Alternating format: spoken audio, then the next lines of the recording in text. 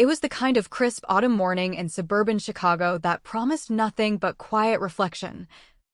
But as Alex Thompson gripped his 4-year-old son's hand and approached the white marble headstone, the air thickened with unspoken fury. 6 months had crawled by since Emily's death, a senseless car crash on a rain-slicked highway, and today, her 30th birthday. Alex had brought Liam to lay daisies at her grave. The boy didn't grasp the permanence of loss yet, still whispering "Mommy" into the wind as if she might whisper back. But as they rounded the oak-shaded path in Oakwood Cemetery, Alex froze. A silver-haired man in a tailored suit stood there, staring down at the stone like it owed him answers. Richard Harrington, Emily's father. The powerful CEO whose iron grip had haunted her life. Alex had never met him. But Emily's tear-streaked confessions over late-night coffees had painted the picture, a man who molded her like clay, dictating her every move. Until she shattered under the pressure. Liam tugged at Alex's sleeve, his small voice piercing the tension. "Daddy, is that Mommy's spot? Can I give her the flowers?" The boy's innocence clawed at Alex's chest, a reminder of everything Emily had sacrificed to shield them from this very man. Richard turned slowly, his eyes narrowing at the intruders. He clutched a bouquet of pristine orchids, cold, expensive, devoid of warmth. "This is a private moment," he clipped, his voice laced with the entitlement of boardrooms and billions. Alex's pulse hammered, years of bottled rage simmering just beneath his calm facade. Emily had hidden their marriage, their son, their entire life because of him. And now, here he was, claiming ownership over her memory. Before Alex could retreat, Liam darted forward, placing the daisies, plucked from a public park, wilted but heartfelt, at the base of the headstone.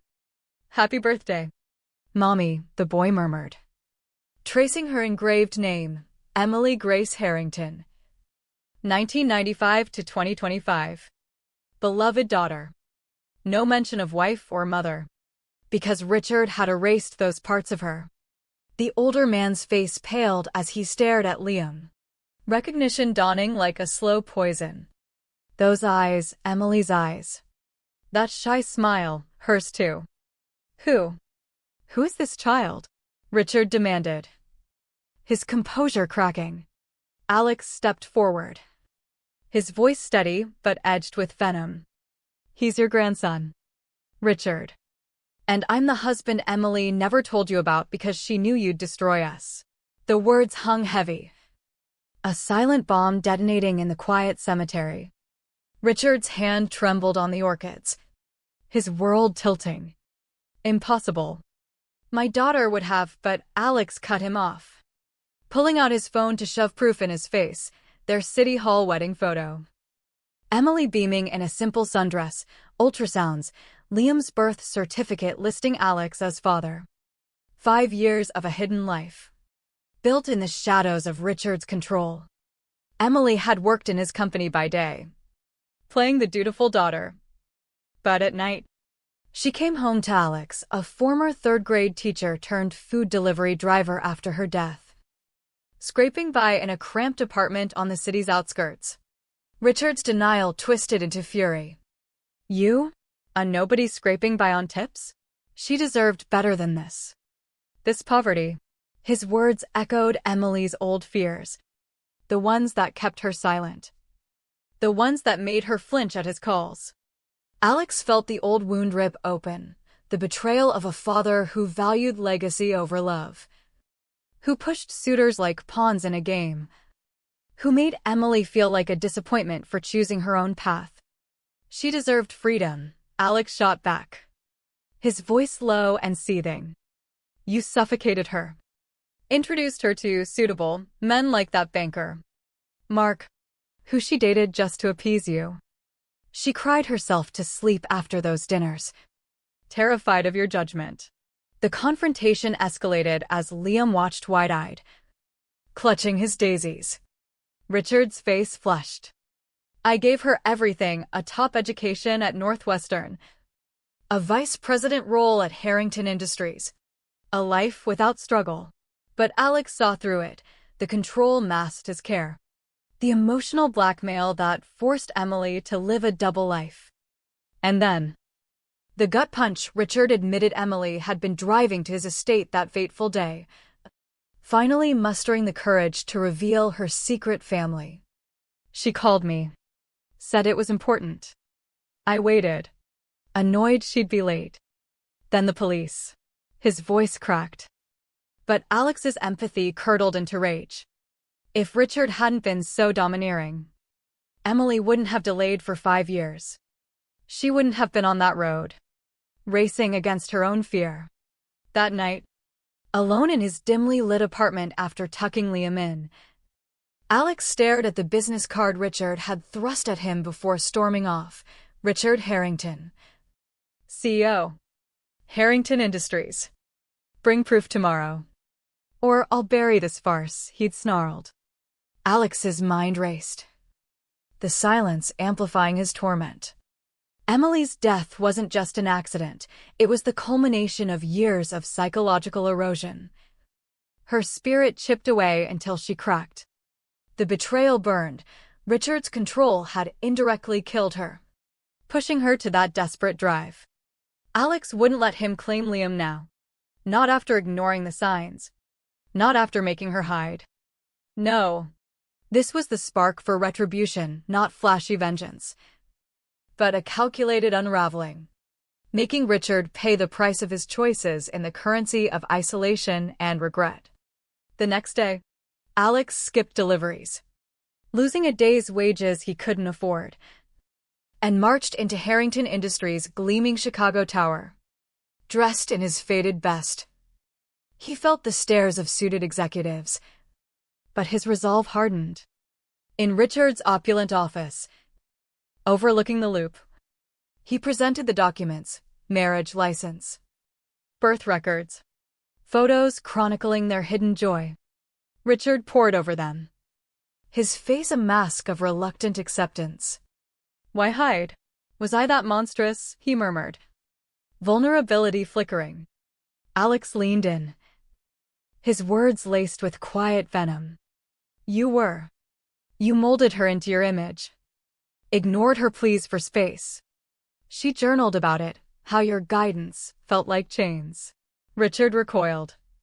But Alex pressed, planting the seeds of doubt. And now you want in? After she died trying to escape your shadow. What Richard didn't know was Alex's plan. Born from sleepless nights of grief-fueled research, Emily had confided fragments of her father's secrets, shady deals at Harrington Industries, whispers of embezzlement to fund his lifestyle, hidden affairs that shattered her mother's health years ago. Alex had started digging discreetly, using public records and anonymous tips to unravel the empire. But he played along, agreeing to a tentative meeting with Liam, all while simmering in silence. Fine, Alex said. Saturday. My place. But one wrong word, and you're gone forever. Saturday arrived, tension coiling like a spring.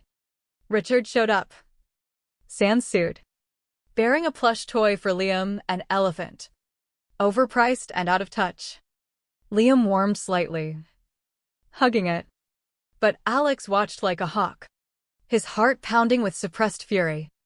As Liam played, Richard confessed more. His wife's death from cancer when Emily was young had turned him into a control freak, vowing to protect her from pain. I thought I was saving her from mistakes like you, he admitted.